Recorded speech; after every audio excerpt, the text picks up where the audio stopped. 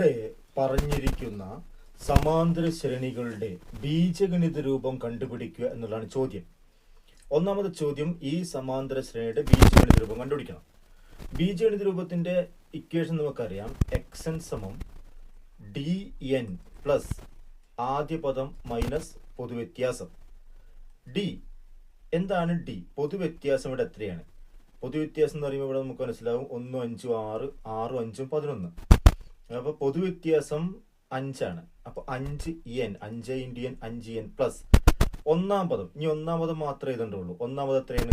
1 ആണ്. 1 minus D. D നമ്മൾ കണ്ടുപിടിച്ചു 5 സമം 5n 1 മൈനസ് 5. 1 മൈനസ് 5 എന്ന് പറഞ്ഞാൽ എത്ര വരും? -4 വരും. അപ്പൊ ഇതിന്റെ എന്നാം പദം 5n മൈനസ് 4. രണ്ടാമത് നോക്കാം. വീണ്ടും സമവാക്യം തന്നെയാണ്. dn plus f minus D. അപ്പൊ ഇതിന്റെ എന്നാം പദം നോക്കാം. എന്നാം പദം ഇവിടെ ഡി എത്രയാണ്? 2ഉം 5ഉം 7. അപ്പൊ ഇവിടെയും ഡി 5 ആണ്. അപ്പൊ 5n പ്ലസ് ആദ്യ പദം എത്രയാണ്? 2 മൈനസ് ഡി. ഡി നമ്മൾ കണ്ടു എത്രയാണ്? 5. ഉത്തരം 5n 2 മൈനസ് 5. 2 മൈനസ് 5 എത്രയാണ്? -3. അപ്പോൾ ഇതിന്റെ എന്നാം പദം 5n മൈനസ് 3. അടുത്ത് നോക്കാം. 21 32 43 54. വീണ്ടും സമവാക്യം തന്നെയാണ്. xn സമം dn plus f minus D. D എത്രയാണ്? 21 32ലേക്ക് 11. അപ്പൊ ഡി എന്ന് പറഞ്ഞാൽ ഇവിടെ എത്രയാണ്? 11 ആണ്. അപ്പൊ നമ്മൾ 11n പ്ലസ് ആദ്യ പദം എത്രയാണ്? 21 ആണ്.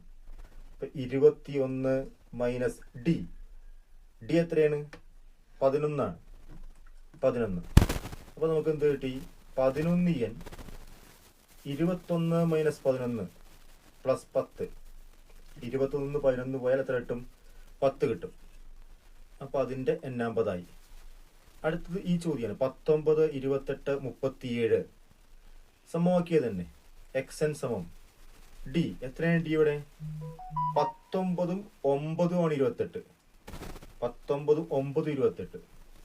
അപ്പൊ 9n plus F minus D. F എത്രയാണ്? 19. അതായത് 19 മൈനസ് ഡി. ഡി എത്രയാണ്? 9 സമം 9n പ്ലസ് 19 മൈനസ് 9 എത്രയാണ്? 10. അപ്പൊ അതിന്റെ എന്നാം പദമായി 9n പ്ലസ് 10. അടുത്തത് 1 1.5 2 2.5. സമവാക്യം തന്നെയാണ്. എന്നാം പദം ഡി കണ്ടുപിടിക്കണം. ഡി സമം 1ഉം 1.5യും വരുമ്പോൾ ഡി എത്രയാണ്? അര. അപ്പൊ അര ഡി അര എൻ. N D. ഡി ആണ് നമ്മൾ എഴുതിയത്.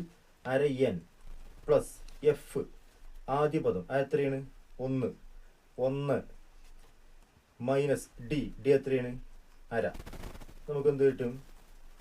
അര എൻ പ്ലസ് 1 മൈനസ് അര എത്ര കിട്ടും? അര എന്ന് കിട്ടും. അപ്പൊ അതിന്റെ എന്നാം പദമായി. അടുത്തത് 1/6 1/3 1/2. xn സമം ഡി. ഡി എന്ന് പറഞ്ഞാൽ 1/6 1/3 ആയി. 1/3 1/6 കിഴിച്ചാൽ മതി. 1/6 1/3 കിഴിക്കുന്നു. 1/6 മൈനസ് 1/3 പറയുമ്പോൾ LCM എടുക്കുമ്പോൾ ഇവിടെ 6 വരും. 1/6 1/3 അല്ല, 1/3 1/6 കഴിക്കുക. 1/3 1/6 കഴിക്കുക. 1/3 എന്ത് എഴുതാം? 2/6 എന്ന് എഴുതാം. 1/3 2/6 ആണ്. മൈനസ് 1/6. അപ്പൊ നമുക്ക് അംശം ഒരേ അംശമായി കഴിക്കാം. 1/6 കിട്ടും. അല്ല ഇങ്ങനെ ആലോചിച്ചാൽ മതി. 1/6ന്റെ ഇരട്ടിയാണ് 1/3. 1/6ന്റെ ഇരട്ടിയാണ് 1/3. അപ്പൊ 1/6 കൂടെ 1/6 കൂടി കൂട്ടുമ്പോഴാണ് 1/3 ഉണ്ടാവുന്നത്. അപ്പോ 1/6n പ്ലസ് ആദ്യ പദം എത്രയാണ്? 1/6 ആണ്. 1/6 മൈനസ് പൊതുവ്യത്യാസം എത്രയാണ്? 1/6 ആണ്. 1/6n കിട്ടും. ഇത് രണ്ടും ക്യാൻസലായി ആൻസർ 1/6n കിട്ടും.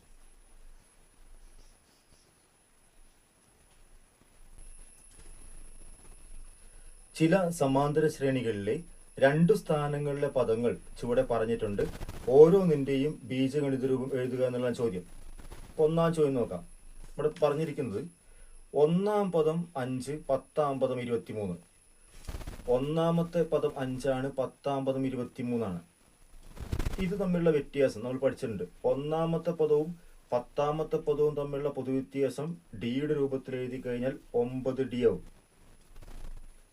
9D സമം ഇതിൽ നിന്ന് ഇത് കുറച്ചതാണ് 9D. ഇവിടുന്ന് ഇത് കുറച്ചാൽ 9D. അപ്പൊ ആ വ്യത്യാസം 23 കുറച്ച 23 കുറച്ച എന്ത് കിട്ടും? 18 കിട്ടും. ഇപ്പൊ ഈ ചോദ്യത്തില് ഡി സമം എത്ര കിട്ടി നമുക്ക്? 18/9. 18/9 പറയുമ്പോൾ എന്ത് കിട്ടും? 2 കിട്ടും. ഇപ്പൊ ഡി കിട്ടിക്കഴിഞ്ഞാൽ xn എഴുതാൻ എളുപ്പമാണ്. എന്താണ് സമവാക്യം? dn plus f minus D. D കിട്ടിക്കഴിഞ്ഞു. ഡി എത്രയാണ്? 2 ആണ്. അപ്പൊ 2n പ്ലസ് എഫ് എത്രയാണ്? ഒന്നാം പദം 5. അപ്പൊ 5 മൈനസ് ഡി എത്ര പറഞ്ഞ്? 2 സമം 2n. 5 മൈനസ് 2 എത്രയാണ്? +3. അപ്പൊ ഉത്തരം എന്ത് കിട്ടി? 2n പ്ലസ് 3 കിട്ടി. അടുത്ത ചോദ്യം നോക്കാം. ഒന്നാം പദം 5, 7-ാം പദം 23. ഇതും തമ്മിലുള്ള വ്യത്യാസം നോക്കാം. ഒന്നാം പദം 7-ാം പദം വ്യത്യാസം 6 പൊതുവ്യത്യാസമാണ്. അപ്പൊ ഇതിന്റെ വ്യത്യാസം 6 പൊതുവ്യത്യാസം 6D. 23, 5 വ്യത്യാസം കണ്ടതാണ് നമ്മളിവിടെ. 6D സമം എത്ര കിട്ടി? 18. ഡി സമം 6D 18 ആവുമ്പോൾ ഡി സമം എത്ര കിട്ടും നമുക്ക്? 18/6 സമം എത്ര കിട്ടും? 3. അപ്പൊ ഇതിലും xn കണ്ടുപിടിക്കാം. ഡി കിട്ടിക്കഴിഞ്ഞു 3. അപ്പൊ 3n പ്ലസ് എഫ് ഒന്നാം പദം ഇവിടെ ഉണ്ട്. എഫ് ഒന്നാം പദം മൈനസ് ഡി 3 സമം 3n പ്ലസ് 5 മൈനസ് 3 എത്ര കിട്ടും? 2 കിട്ടും. ഈ സമവാക്യത്തിൻ്റെത് 3n പ്ലസ് 2 ആണ്. അടുത്തത് നോക്കാം നമുക്ക്. ഇതിലും നമുക്ക് ഈ വ്യത്യാസം കണ്ടുപിടിക്കാൻ പറ്റും. 5-ാം പദത്തിൽ നിന്ന് 10-ാം പദത്തിലേക്ക്, അതായത് ഈ വ്യത്യാസം എന്ന് പറയുന്നത് 5D ആണ്. 5 പൊതുവ്യത്യാസം സമം 5 നിന്ന് 10ലേക്കാണ്. 10 നിന്ന് 5ലേക്കാകുമ്പോൾ -5 ആവും. 5 പൊതുവ്യത്യാസം സമം എന്ത് കിട്ടും? -5 ആവും. ഡി സമം -5/5. ഉത്തരം -1 കിട്ടും. പൊതുവ്യത്യാസം -1 ആയി. ഈ പറയുന്നതിന്റെ പൊതുവ്യത്യാസം -1. പിന്നെ ഇങ്ങനെ വരുന്ന എല്ലാറ്റിനും പൊതുവ്യത്യാസം -1 ആയിരിക്കും. 5-ാം പദം 10, 10-ാം പദം 5, ഇങ്ങനെ തിരിച്ചു പറയുക. 7-ാം പദം 4, 7-ാം പദം 4, ഇങ്ങനെ തിരിച്ചു പറയുന്നതിൻ്റെ ഒക്കെ 4-ാം പദം 7, ഇങ്ങനെ തിരിച്ച് പദവും ക്രമവും തിരിച്ചു വരുന്ന എല്ലാ സമാന്തര ശ്രേണിയുടെയും പൊതുവ്യത്യാസം -1 ആയിരിക്കും. അപ്പൊ ഇതിന് നമുക്ക് എന്നാ പദം കണ്ടിരിക്കണം? xn സമം dn plus F minus T കൊടുക്കണം. അപ്പോ ഡി എത്രയാണ് ഇവിടെ? ഡി -1 ആണ്. -1n പ്ലസ് എഫ് എത്രയാണ്? എഫ് കണ്ടുപിടിക്കാൻ ഇവിടെ ഇല്ല എഫ്. അപ്പൊ എഫ് 5-ാം പദത്തിൽ നിന്ന് കണ്ടുപിടിക്കാം. എങ്ങനെയാണ് എഫ് കണ്ടുപിടിക്കുക? ഒന്നാം പദം, അതായത് 5-ാം പദത്തിൽ നിന്ന് 4 പൊതുവ്യത്യാസം കുറച്ചതാണ്. 4 പൊതുവ്യത്യാസം കുറച്ചതാണ്. അപ്പോൾ നമുക്ക് 5-ാം പദം നമുക്കറിയാം 10 ആണ്. മൈനസ് 4 ഇൻറ്റു ഇവിടെ തിരിച്ച് കുറയുന്ന സമാന്തര ശ്രേണിയാണ്. മുന്നോട്ട് പോകുമ്പോൾ കുറയാണ്, തിരിച്ചു വരുമ്പോൾ കൂടുക. അപ്പൊ 4 ഒന്ന് കൂട്ടിയാൽ മതി, അല്ലെങ്കിൽ നമ്മൾക്ക് -1 ഇടാം. ശരിക്കും ഇങ്ങനെ എഴുതുകയാണെങ്കിൽ അപ്പം 10 മൈനസ് ഗുണിച്ചാൽ പ്ലസ് വരും. 4 ഉത്തരം 14 കിട്ടും. ഒന്നാം പദം 14. ഇങ്ങനെയും ചെയ്യേണ്ടെന്ന് ആവശ്യമില്ല. 4 ഒരു പൊതുവ്യത്യാസം -1 ആണല്ലോ, തിരിച്ചു വരുമ്പോൾ കൂട്ടുക. 5-ാം പദം 10 ആണെങ്കിൽ 4 ഒന്ന് കൂട്ടാം. അപ്പൊ 14 കിട്ടും. അപ്പൊ നമുക്ക് എഫിന് പകരം ഇവിടെ 14 കൊടുക്കണം. മൈനസ് ഡിക്ക് പകരം -1 കൊടുക്കണം. ഇത് എഴുതുമ്പോൾ ശ്രദ്ധിക്കണം. 14 -1 എഴുതണം. അപ്പൊ -1n നമുക്കറിയാം -n ആണ്. പ്ലസ് 14 -1 എന്ന് പറയുമ്പോൾ അത് കുറയ്ക്കുന്നതിന് പകരം കൂട്ടിയാൽ മതി. -1 കുറയ്ക്കുന്നതിന് പകരം 1 കൂട്ടിയാൽ മതി. അപ്പം -n പ്ലസ് 14 പ്ലസ് 1 15. അതിന് നമുക്ക് 15 മൈനസ് n എന്ന് എഴുതാം. അതിൻ്റെ ഉത്തരമായി. അടിച്ചു നോക്കാം. 8 2 12 8. 8 2 2 8 ആണെങ്കിൽ ഇപ്പോൾ വ്യത്യാസം -1 ആണ്. 8 2 12 8. നമുക്ക് ഇവിടെ വീണ്ടും ചെയ്യണം. 8 നിന്ന് 12 4 പൊതുവ്യത്യാസമാണ്. സമം 2 നിന്ന് 8 വർധനവ് വന്നത് എത്രയാണ്? 6 ആണ്. അപ്പം 4d സമം 6. d സമം 6/4. 6/4 എന്ന് പറയുമ്പോൾ 3/2. 3/2 പറയുമ്പോൾ 1.5. അതായത് 1.5 എന്ന് എഴുതിയാലും മതി. അപ്പം നമുക്കിതിൽ xn കണ്ടുപിടിക്കണം. xn സമം dn plus f minus t ആണ്. ഡിൻ്റെ വില നമ്മൾ കണ്ടുപിടിച്ചു, 1.5 ആണ്. n പ്ലസ് എഫ് ഒന്നാം പദം കണ്ടുപിടിക്കണം. 8ാം പദത്തിൽ നിന്ന് എങ്ങനെ 1ാം പദത്തിലേക്ക് എത്തും? 1ാം പദത്തിൽ നിന്ന് 8ാം പദത്തിൽ നിന്ന് 7 പൊതുവ്യത്യാസം കുറച്ചാലാണ് നമുക്ക് എവിടേക്ക് എത്തുക? 1ാം പദത്തിലേക്ക് എത്തുക. 8ാം പദം നമുക്കറിയാം, 8ാം പദം 2 ആണ്. മൈനസ് 7 ഇൻറ്റു ഡി പൊതുവ്യത്യാസം 1.5 സമം 2 മൈനസ് 7 ഇൻറ്റു 1 7 ആണ്. 7 അര കൂട്ടിയാൽ എന്തുണ്ടാവും? 3.5 ഉണ്ടാവും. 7 ഇൻറ്റു 1 7. 7 അര കൂട്ടിയാൽ 3.5. അപ്പോൾ 10.5 കിട്ടും. 10.5. 2 കഴിക്കണം 10.5 മൈനസ് 8.5 വരും. അപ്പോൾ ഇവിടെ നമുക്ക് ആദ്യം അതും കിട്ടി, -8.5. ആ -8.5 ഇവിടെ എഴുതാം. മൈനസ് ഡി ഉണ്ട്. ഡി എത്ര പറഞ്ഞത്? ഡി പറഞ്ഞത് 1.5. അപ്പോൾ 1.5 സമം 1.5 n. -8.5 മൈനസ് 1.5. 8.5 പോയി, 1.5 പോയി, മൊത്തം 10.5 പോയി. 8 1 9 5 5 അരി 1 മൊത്തം 10 പോയി. അപ്പോൾ നമുക്ക് മൈനസ് എന്ത് എഴുതാം? അവിടെ 10 എഴുതാം. ഈ പ്ലസ് -10 എന്നുള്ളത് -10 ആയി മാറും. അപ്പോൾ അതോടെ ഈ ചോദ്യമായി. ഇനിയുള്ള 3ഉം 4ഉം 5ഉം ചോദ്യങ്ങളാണ്. 6ാമത്തെ ചോദ്യമുണ്ട്. നോക്കാം. ആദ്യ പദം 1/3 പൊതുവ്യത്യാസം 1/6 ആയ സമാന്തര ശ്രേണിയിൽ എല്ലാ സംഖ്യകളും ഉണ്ട്, എല്ലാ എണ്ണൽ സംഖ്യകളും ഉണ്ട് എന്ന് തെളിയിക്കുക. ആദ്യ പദം 1/3 പൊതുവ്യത്യാസം 1/6 ആകുമ്പോൾ നമുക്കിതിൻ്റെ n-ാം പദം എഴുതാം. n-ാം പദം സമവാക്യം dn plus f minus T തന്നെയാണ്. ഡി എത്രയാണ്? പൊതുവ്യത്യാസം 1/6 ആണ്. 1/6 n പ്ലസ് എഫ് എത്രയാണ്? ആദ്യ പദം 1/3 ആണ്. 1/3 മൈനസ് ഡി എത്രയാണ്? 1/6 ആണ്. ചെയ്യുമ്പോൾ 1/6 n. 1/3 1/6 തമ്മിലുള്ള ബന്ധം നേരത്തെ പറഞ്ഞു. ഈ 1/3 പകുതിയാണ് 1/6. അപ്പോൾ 1/3 1/6 പോകുമ്പോൾ ബാക്കി എന്തുണ്ടാവും? 1/6 ഉണ്ടാവും. നമുക്കിതിനെ എങ്ങനെ എഴുതാം?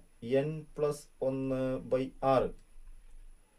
n പ്ലസ് 1/6 എന്നാകുമ്പോൾ ഇതിലെല്ലാ എണ്ണൽ സംഖ്യകളും ഉണ്ട് എന്ന് തെളിയിക്കുന്നുണ്ട്. എല്ലാ എണ്ണൽ സംഖ്യകളും ഉണ്ട് തെളിയിക്കാൻ ഇതിൽ ഒന്നുണ്ടോ എന്ന് നോക്കണം. ഒന്നുണ്ടാവണമെങ്കിൽ മുകളിൽ എന്ത് വരണം? 6 വരണം. 6 വരണമെങ്കിൽ n 5 ആവണം.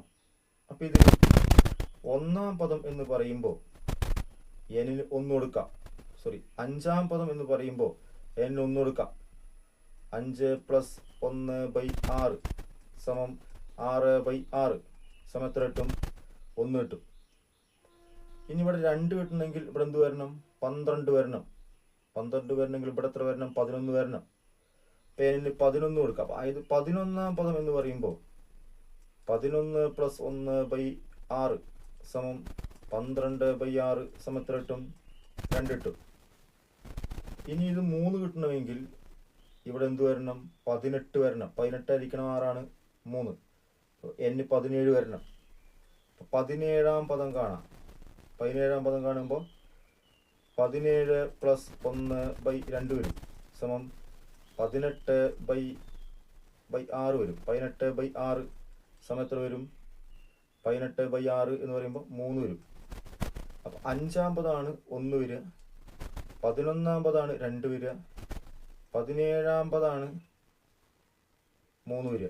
5 6 11, 11 6 17, 17 6 23, 23 എന്ന് പറയുന്ന ശ്രേണിയിൽ 23-ാം പദം എന്ത് വരും? 4 വരും.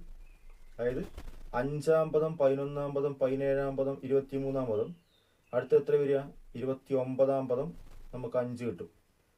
അങ്ങനെ നമുക്ക് എല്ലാ എണ്ണൽ സംഖ്യകളും ഇതിലുണ്ട് എന്ന് തെളിയിക്കാം. അടുത്ത ചോദ്യം, ആദ്യ പദം 1/3 പൊതുവ്യത്യാസം 2/3 വരുന്ന സമാന്തര ശ്രേണിയിൽ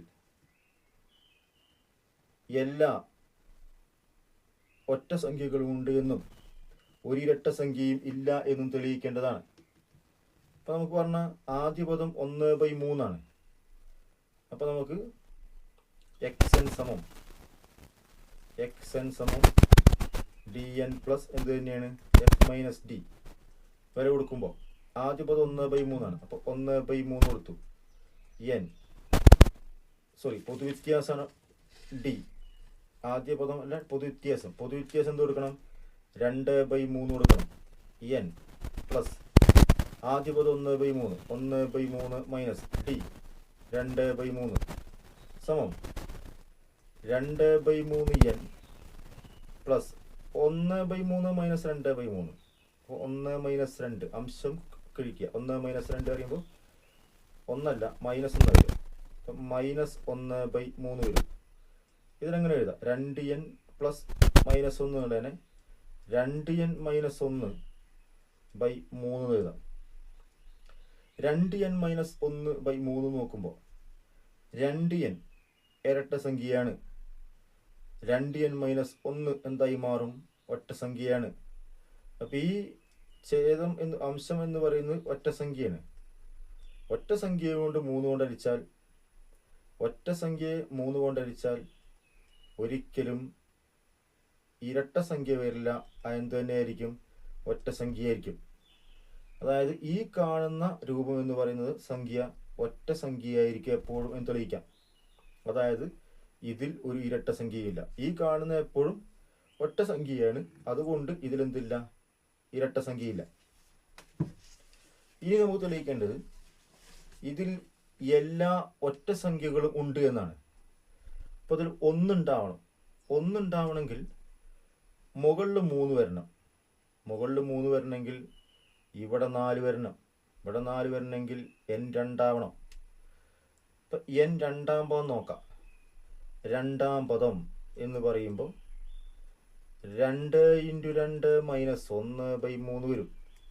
2 × 2 4, 4 × 1 3, 3/3 1. അടുത്ത് നോക്കാം. അടുത്ത ഒറ്റ സംഖ്യ 3 ആണ്. ഇവിടെ 3 വരണം. ഇവിടെ 3 വരണമെങ്കിൽ ഇവിടെ മുകളിൽ 3 വരണമെങ്കിൽ മുകളിൽ 9 വരണം. 9 വരണമെങ്കിൽ ഇവിടെ എത്ര വരണം? 10 വരണം. 10 വരണമെങ്കിൽ ഇവിടെ 5 വരണം. 5-ാം പദം എഴുതി നോക്കാം. 2 × 5 - 1/3 സമം 10 - 1/3. 10 - 1 9. 9/3 3 കിട്ടും.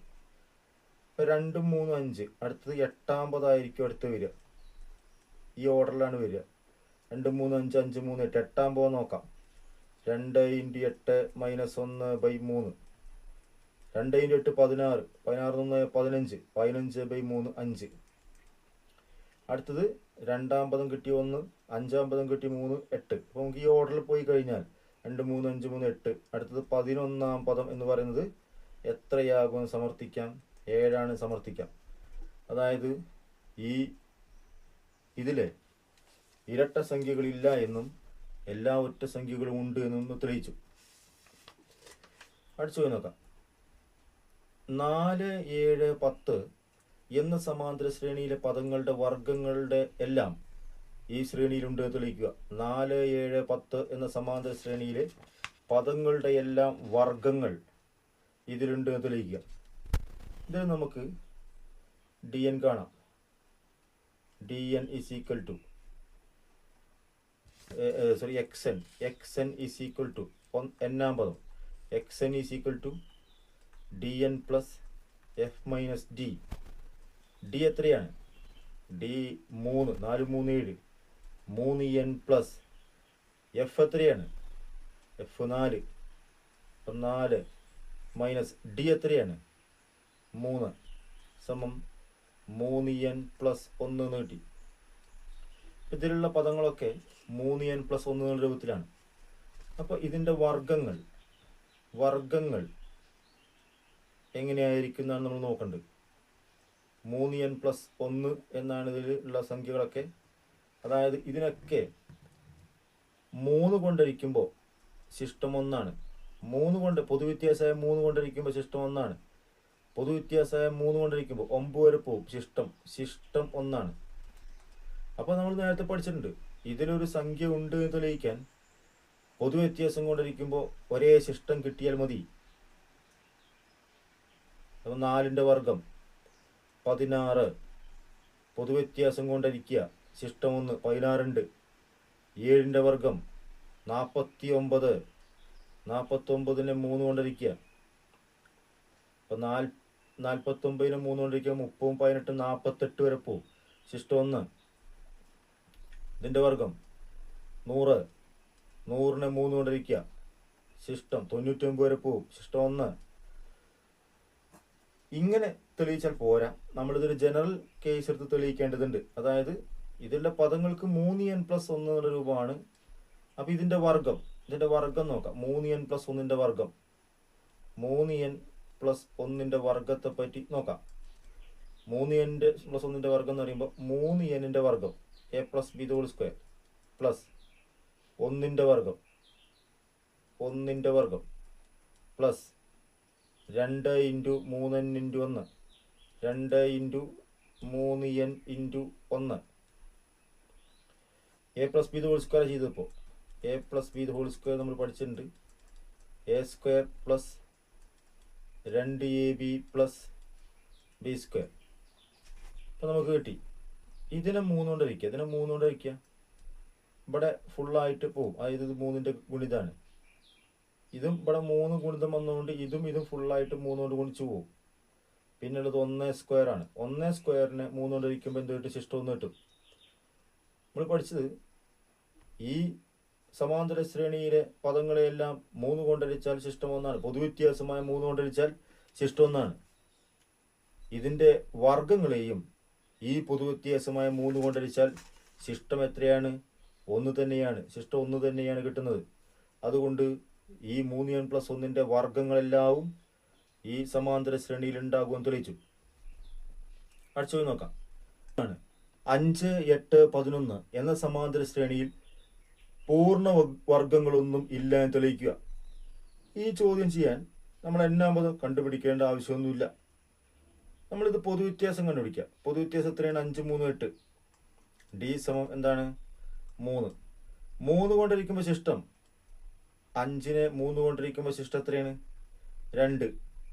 അതായത് 5നെ 3 കൊണ്ടിരിക്കുമ്പോൾ ശിഷ്ടം മിച്ചം എന്ന് പറയുന്നത് 2 ആണ്. അതായത് ഈ സമാന്തര ശ്രേണിയിലെ ഏത് സംഖ്യകളെയും 3 കൊണ്ടിരിക്കുമ്പോൾ ശിഷ്ടം 2 തന്നെ കിട്ടും. അപ്പോൾ നമുക്ക് എന്ത് തെളിയിക്കേണ്ടത്? പൂർണ്ണവർഗങ്ങളൊന്നും ഇല്ല എന്ന് തെളിയിക്കണം. നമ്മൾ തെളിയിക്കേണ്ടപ്പോൾ പൂർണ്ണവർഗങ്ങളെ ഒന്നും 3 കൊണ്ടരിച്ചാൽ ശിഷ്ടം 2 കിട്ടില്ല എന്ന് തെളിയിച്ചാൽ മതി. ഇപ്പോൾ ഒരു പൂർണ്ണവർഗമാണ് 1. 1നെ 3 കൊണ്ടിരിക്കുമ്പോൾ ശിഷ്ടം 1 ആണ്. 2 അല്ല, 1 ഇതിലുണ്ടാവില്ല. ഒരു പൂർണ്ണവർഗമാണ് 3. 4നെ 3 കൊണ്ടിരിക്കുമ്പോൾ ശിഷ്ടം 1 ആണ്. 4 ഇതിലുണ്ടാവില്ല. അടുത്ത പൂർണ്ണവർഗമാണ് 9. 9നെ 3 കൊണ്ടിരിക്കുന്ന ശിഷ്ടം 0 ആണ്. ഇവിടെ 2 ശിഷ്ടം വരുന്നത് മാത്രമേ ഉണ്ടാവുള്ളൂ. അതുകൊണ്ട് 9 ഇതിലുണ്ടാവില്ല.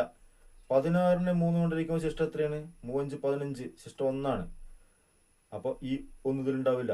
അപ്പോൾ നമ്മളിങ്ങനെ സമർത്ഥിക്കേണ്ടത് ഒരു പൂർണ്ണവർഗത്തെയും 3 കൊണ്ടരിച്ചാൽ ശിഷ്ടം 2 വരില്ല. ശിഷ്ടം ഒന്നുകിൽ 1 ആണ് വരിക, അല്ലെങ്കിൽ 0 ആണ് വരിക. 2 ഒരിക്കലും വരില്ല എന്നുള്ള തെളിവാണ് ഇവിടെ കൊടുക്കേണ്ടത്.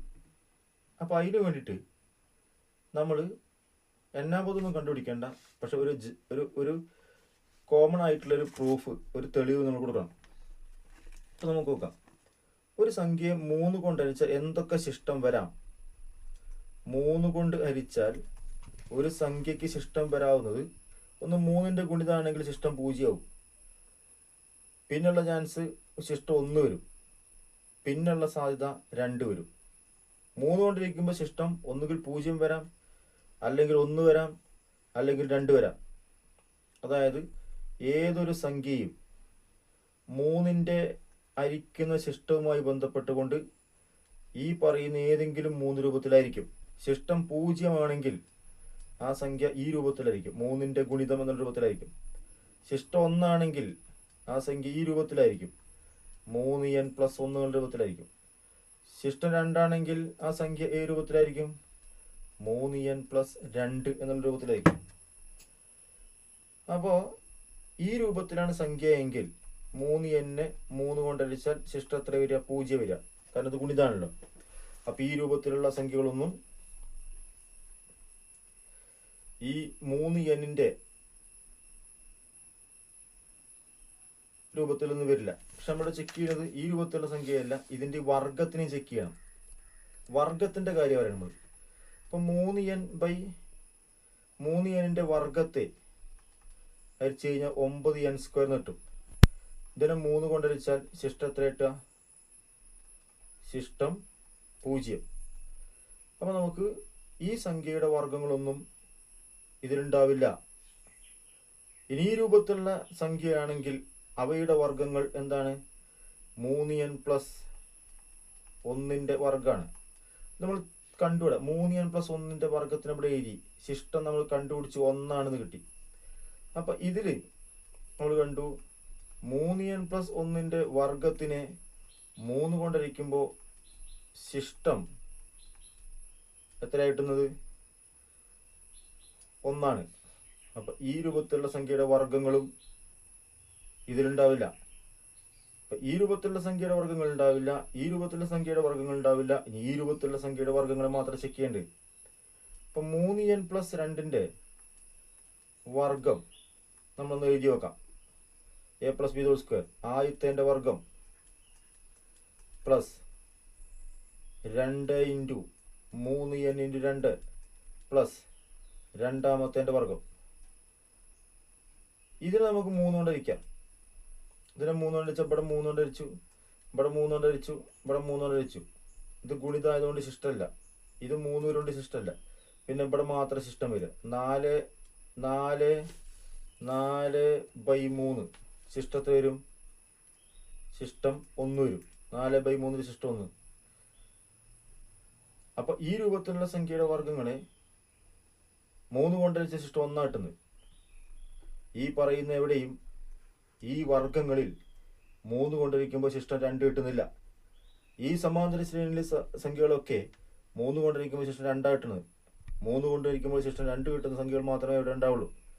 ഒരു വർഗത്തെയും 3 കൊണ്ടിരിക്കുമ്പോൾ ശിഷ്ടം 2 കിട്ടില്ല എന്ന് ഇതോടെ നമ്മൾ തെളിയിച്ചു. അതുകൊണ്ട് ഒരു വർഗസംഖ്യകളും ഇവിടെ ഉണ്ടാവില്ല.